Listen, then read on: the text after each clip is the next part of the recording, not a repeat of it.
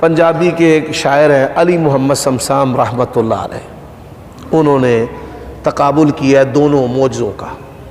فرماتے ہیں وجہ آسات تعجب کس گل دا، پتھراں وچوں پانی نت چلدا، یعنی جو چشمے ہیں یہ پتھروں سے نکلتے ہیں، 5 انگلاں وچوں نکلیاں 5 نہراں۔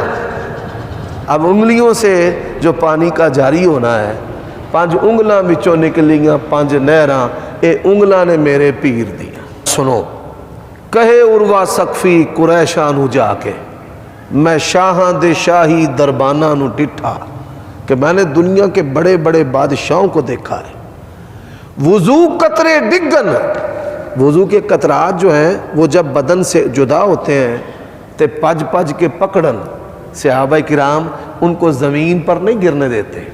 کہے عروہ سقفی قریشاں نو جا کے، میں شاہاں دے شاہی دربانہ نو ڈٹھا، وضو قطرے ڈگن تے پج پج کے پکڑن، میں پیار نال مل دے رخساراں نو ڈٹھا۔